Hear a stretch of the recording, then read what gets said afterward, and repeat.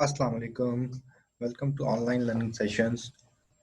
इस सेशन में हम कॉस्ट अकाउंटिंग के टॉपिक स्टैंडर्ड कॉस्टिंग के ऊपर बात करेंगे। स्टैंडर्ड कॉस्टिंग को हम वेरिएंस एनालिसिस भी कहते हैं। कॉस्ट अकाउंटिंग का एक टॉपिक है जिसके अंदर हम एक्चुअल और स्टैंडर्ड वैल्यूज का डिफरेंस कैलकुलेट करते हैं। बेसिकली वेरिएंस का मतलब ही क्या होता है आपके पास? वेरिएंस का मतलब ये होता है कि जो आपके पास एक्चुअल और स्टैंडर्ड का डिफरेंस होता है, ठीक है जी, वो वेरिएंस कहलाता है। वेरिएंस का मतलब होता है कि हमने जितना अज्यूम किया हुआ है, ठीक है जी, मटेरियल, लेबर या एफओएच, फैक्ट्री ओवरहेड या मैन्युफैक्चरिंग ओवरहेड, जिसे हम एलिमेंट्स ऑफ कॉस्ट कहते हैं। किसी भी चीज के ऊपर अगर हम उसकी कॉस्टिंग की जाती है, इन तीनों की पर्सपेक्टिव में अगर हम कॉस्टिंग करते हैं तो हम कुछ वैल्यूज जो है वो अज्यूम करते हैं अपनी तरफ से। यानी इनकी अमाउंट्स कुछ जो है वो हम स्टैंडर्ड लेते हैं या हम प्री अज्यूम्ड कुछ वैल्यूज ले लेते हैं और उसको हम चेक करते हैं हमारी अपनी एक्चुअल वैल्यूज के साथ कि हमारी एक्चुअल वैल्यूज में और इस प्री अज्यूम्ड वैल्यूज में से कितना डिफरेंस आ रहा है। और इस डिफरेंस को जो है बेसिकली हम जो है वो वेरिएंस का नाम देते हैं। इसीलिए इस टॉपिक को हम वेरिएंस एनालिसिस भी कहते हैं और इसको हम जो है वो स्टैंडर्ड कॉस्टिंग भी कहते हैं। स्टैंडर्ड कॉस्टिंग का बेसिक पर्पस क्या है आपके पास? स्टैंडर्ड कॉस्टिंग का बेसिक पर्पस है कि जो आपके पास एलिमेंट्स ऑफ कॉस्ट हैं उनकी स्टैंडर्ड वैल्यूज और एक्चुअल वैल्यूज का जो डिफरेंस है, ठीक है, उसकी आइडेंटिफिकेशन जो है वो हम करते हैं स्टैंडर्ड कॉस्टिंग के अंदर, टॉपिक स्टैंडर्ड कॉस्टिंग के अंदर। अब यहाँ हमारे पास जो दो मेन चीजें जो आती हैं आपके पास वो क्या है कि आपके पास एक स्टैंडर्ड वैल्यूज होंगी और एक आपके पास एक्चुअल वैल्यूज होंगी। एक्चुअल और स्टैंडर्ड का जब हम डिफरेंस निकालेंगे तो ये हमारे लिए या तो फेवरेबल वैल्यूज जनरेट करेंगी या आपके पास ये अनफेवरेबल वैल्यूज जनरेट करेंगी, ठीक है। अनफेवरेबल वेरिएंसेस आपके पास जो होते हैं या फेवरेबल वेरिएंसेस जो होते हैं वो बेसिकली आपका डिफरेंस शो कर रहा होता है कि जो आपका एक्चुअल और स्टैंडर्ड के अंदर हम कैलकुलेट करेंगे। अब आ जाते हैं हम इस स्टैंडर्ड कॉस्टिंग के टॉपिक्स के ऊपर। स्टैंडर्ड कॉस्टिंग के अंदर हम पहली चीज जो हम पढ़ते हैं वो हमारे पास क्या है? मटेरियल वेरिएंस, ठीक है जी। मटेरियल वेरिएंस का मतलब क्या है कि मटेरियल आपका जो है वो कितने तरीकों से जो है वो डिफर करता है एक्चुअल और स्टैंडर्ड वैल्यूज के अंदर। तो मटेरियल वेरिएंस के अंदर हमारे पास जो है वो दो किस्म के वेरिएंसेस होते हैं। एक कहलाता है मटेरियल प्राइस वेरिएंस, ठीक है जी, और एक कहलाता है मटेरियल क्वांटिटी वेरिएंस। क्योंकि मटेरियल के पर्सपेक्टिव के अंदर हमारे पास की दो मेन चीजें होती हैं कि या तो मटेरियल की जो है वो प्राइस आपको डिफर कर रही होती है या मटेरियल की जो क्वांटिटी हम जो है वो इस्तेमाल कर रहे हैं प्रोडक्शन के अंदर, ठीक है, वो डिफर करती है। तो मटेरियल प्राइस वेरिएंस को कैसे कैलकुलेट किया जाता है? मटेरियल प्राइस वेरिएंस के लिए हम एक्चुअल प्राइस और स्टैंडर्ड प्राइस को जो है वो डिफरेंस निकालेंगे उसका, actual price minus standard price into actual quantity, यानी जो आप क्वांटिटी इस्तेमाल करेंगे हम उससे जो है वो इसको मल्टीप्लाई करके अपनी अमाउंट निकालेंगे कि हमारा मटेरियल प्राइस वेरिएंस जो है वो फेवरेबल है या अनफेवरेबल है। एक्चुअल प्राइस अगर हमारी ज्यादा हो जाएगी स्टैंडर्ड प्राइस से, इट मींस कि वो हमारे लिए क्या हो जाएगा? वो हमारे लिए जो है वो अनफेवरेबल हो जाएगा, क्योंकि जो हमने स्टैंडर्ड सोचा था एक्चुअल जो है वो अगर उससे आगे निकल जाएगा तो इट मींस कि इट शोज दैट कि वो अमाउंट हमारे लिए जो है वो अनफेवरेबल हो जाएगी, ठीक है जी। और अगर एक्चुअल जो है वो हमारे पास क्या हो जाए? एक्चुअल हमारे पास वैल्यू कम हो जाए और स्टैंडर्ड वैल्यू जो है वो ज्यादा हो, यानी स्टैंडर्ड हमने ज्यादा रखा हुआ हो और एक्चुअल जो है यानी असल में जो है वो काम उस स्टैंडर्ड से कम में हो जाए, तो इट मीन्स कि वो हमारे लिए क्या हो जाएगा? फेवरेबल वेरिएंस आ जाएगा, ठीक है जी।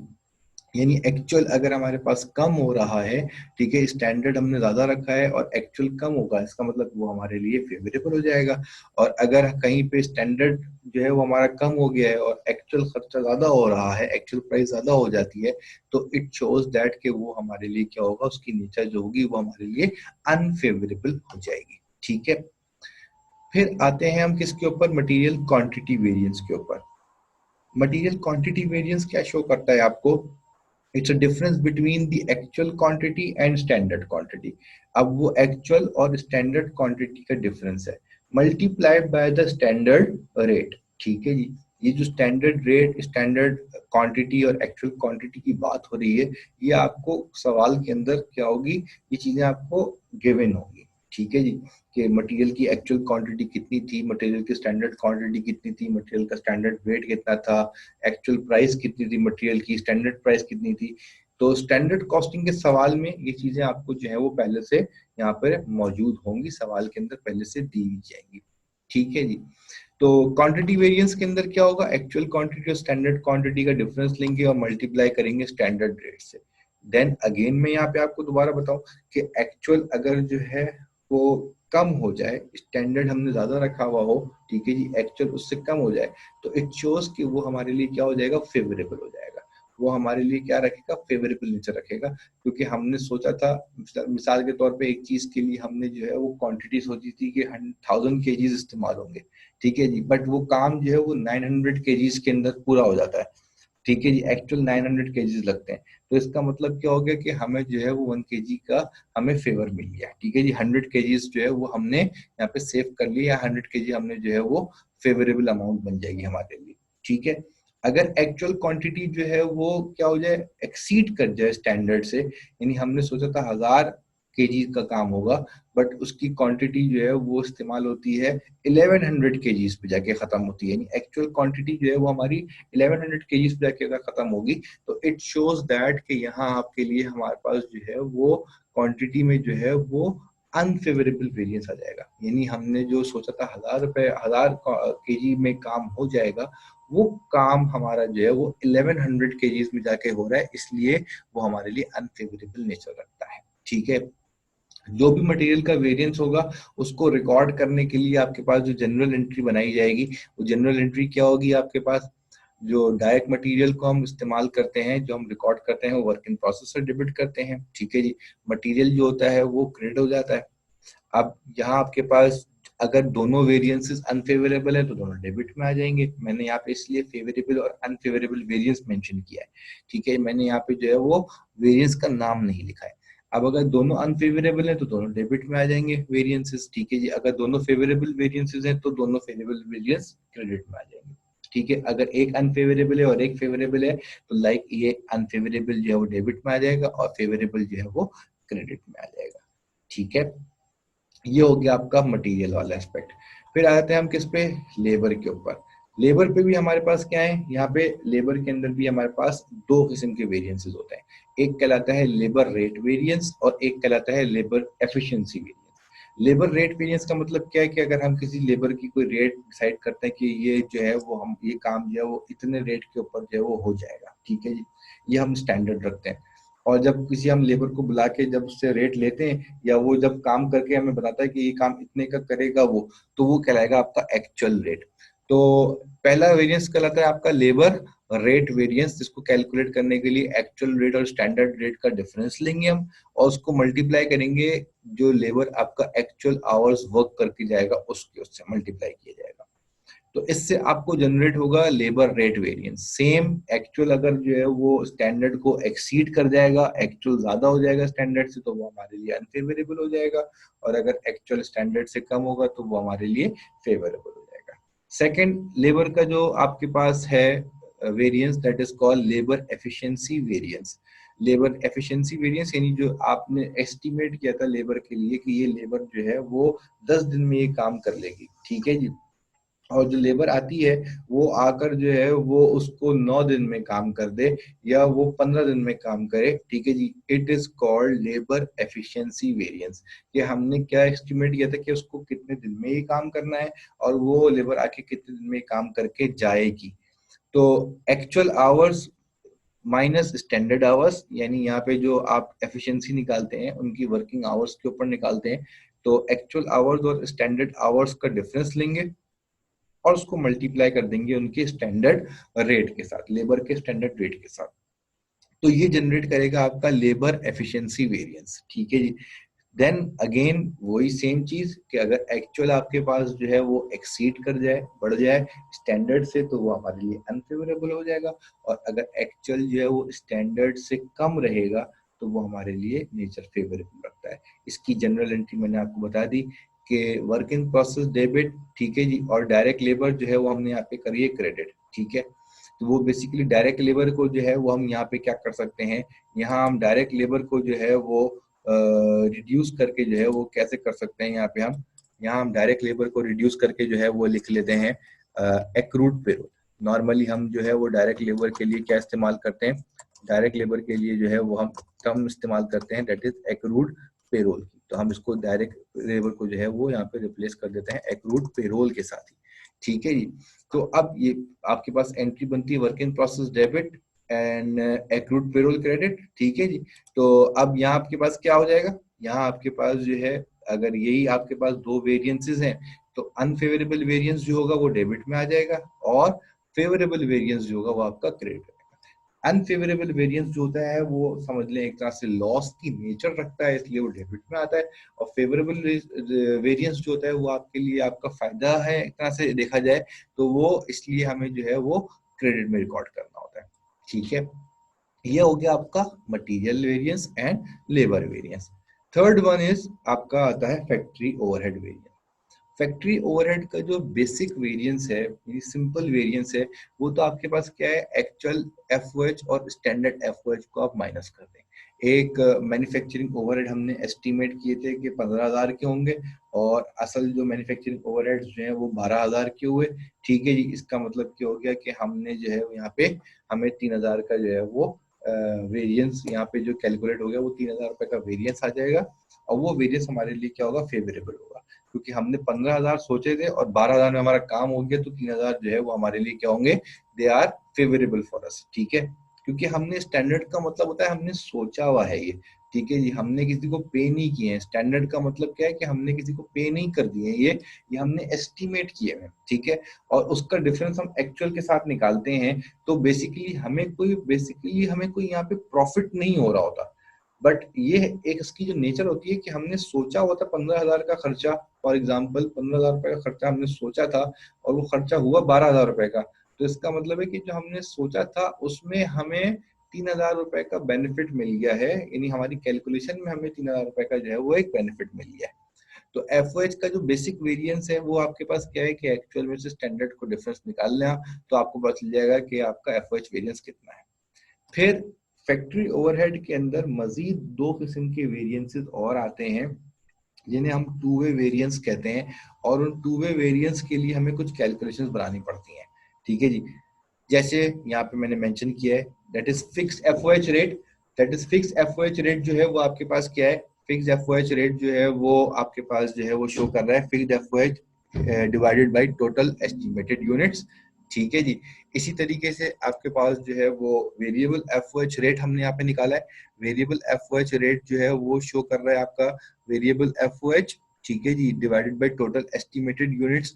अच्छा, ये जो फिक्स्ड एफओएच और वेरिएबल एफओएच है वो क्या है, यहाँ पे फिक्स्ड एफओएच का मतलब है कि वो एफओएच जो चेंज नहीं होता। जैसे मिसाल के तौर पे फैक्ट्री का रेंट जो है वो चेंज नहीं होगा, वो कंसीडर किया जाएगा फिक्स्ड एफओएच के अंदर। वेरिएबल एफओएच क्या होता है आपके पास, वेरिएबल एफओएच का मतलब क्या होता है आपके पास कि वो खर्चे आपके पास जो वेरी करते हैं आपके, लाइक अगर आपके पास कोई फ्यूलिंग एक्सपेंस है तो जब प्रोडक्शन होगी तो फ्यूलिंग होगी। ठीक है जी, अगर प्रोडक्शन नहीं होगी तो फ्यूलिंग नहीं होगी, तो ये आपका क्या होगा, ये आपका वेरिएबल एफओएच कहलाता है। ठीक है जी, तो हम फिक्स एफओएच रेट निकालते हैं, वेरिएबल एफओएच रेट निकाल रहे हैं यहाँ पे। ठीक है जी, और तीसरी चीज यहाँ पे हमने निकाली टोटल एफओएच रेट, यानी फिक्स्ड एफओएच और वेरिएबल एफओएच को हम मिलाएंगे तो हमारा फिक्स्ड एफओएच रेट बन जाएगा। ठीक है जी, देन इसको जब हम आगे कंटिन्यू करते हैं तो जो दो हमारे पास कैलकुलेट करते हैं हम वेरिएंसेस एफओएच के अंदर, वो आपके पास क्या है, एक स्पेंडिंग वेरिएंस है और एक आइडल कैपेसिटी वेरिएंस है। स्पेंडिंग वेरिएंस कैलकुलेट कैसे किया जाता है आपके पास, स्पेंडिंग वेरिएंस का फॉर्मूला क्या है आपके पास कि आपके पास जो टोटल आपके पास एक्चुअल एफओएच है, ठीक है जी, एक्चुअल एफओएच आपका जो इनकर हुआ है आपने वो लिखा है यहाँ पे। इसमें से आप क्या करते हैं, estimated FOH for actual output, यह आपके पास एक टर्म इस्तेमाल की जाती है estimated FOH for actual output, इसको आप क्या करेंगे यहाँ से लेस करेंगे। ठीक है जी, जिसे हम एस्टिमेटेड ओवरहेड कॉस्ट भी कहते हैं। इसको निकालने के लिए हमें क्या चाहिए, फिक्स्ड एफओएच कॉस्ट चाहिए एंड वेरिएबल कॉस्ट ऐड करेंगे।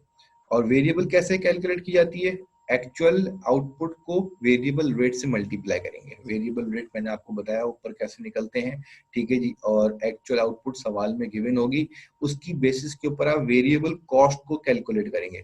फिक्स्ड कॉस्ट चेंज नहीं होती, वेरिएबल कॉस्ट जो होती है वो चेंज हो सकती है अकॉर्डिंग टू एक्चुअल आउटपुट। जब हम इन दोनों को ऐड करेंगे तो इससे हमें मिलेगा estimated overhead cost. Estimated overhead cost और ये जो टोटल आपने निकाला था एफओएच, एक्चुअल एफओएच, इन दोनों के डिफरेंस से जो हमारे पास वेरिएंस आएगा, फैक्ट्री ओवरहेड का जो वेरिएंस होगा वो कहलाता है स्पेंडिंग वेरिएंस, ठीक है जी। इसी तरीके से अगर ये वैल्यू एस्टिमेटेड वैल्यू जो है एक्चुअल वैल्यू जो है वो एक्सीड कर जाए एस्टिमेटेड से, ठीक है जी, इसका मतलब अनफेवरेबल हो जाएगा। और अगर एस्टिमेटेड के अंदर रहेगी एक्चुअल वैल्यू तो इसका मतलब क्या है कि वो आपके लिए अच्छा। सेकंड आपके पास जो है वो यहाँ आपके पास सेकंड आपके पास जो है वो आइडल कैपेसिटी वेरिएंस है, ठीक है जी।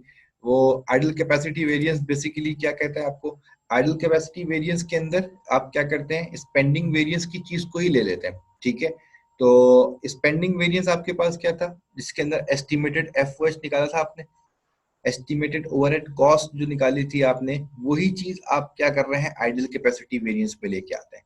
देख रहे हैं आप यहाँ पे, ये मैंने यहाँ पे पॉइंटर किया हुआ है estimated FOH for actual output, और ये आइडल कैपेसिटी में देखें total estimated FOH for actual output. ये सेम वही चीज पहले यहाँ पर आ जाएगी, ठीक है जी।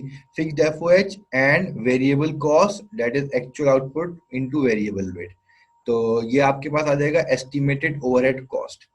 इसमें से आप क्या कर देंगे, अप्लाइड एफओएच जो है वो लेस कर देंगे।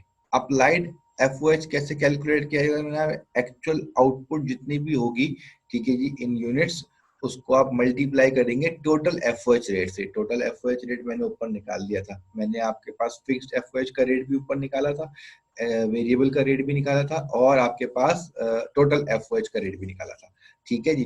तो यहाँ आपके पास जो है वो तीनों का रेट निकालने के बाद, ठीक है जी, तीनों का रेट निकालने के बाद फिर हमने इस सवाल को आगे कंटिन्यू किया था।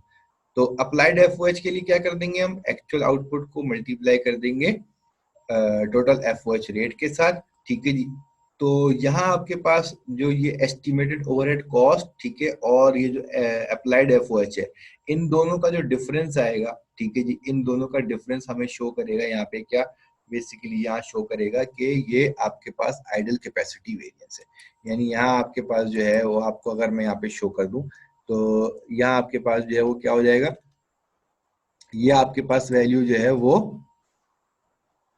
लेस देन की वैल्यू आ जाएगी यहाँ पे, ठीक है, क्योंकि ये अमाउंट लेस हो रही है। इसी तरीके से यहाँ पे अप्लाइड एफओएच आपके पास क्या हो रहा है, अप्लाइड एफओएच भी आपके पास जो है वो लेस हो रहा है। तो अप्लाइड एफओएच लेस होने के बाद जो है वो यहाँ पर जनरेट करेगा amount that is the ideal capacity variance. ये एफओएच के फर्दर टू वेरिएंसेस हैं, अगर कहीं पे मांगे जाएंगे तो आप ये कैलकुलेट करते हैं, ठीक है जी।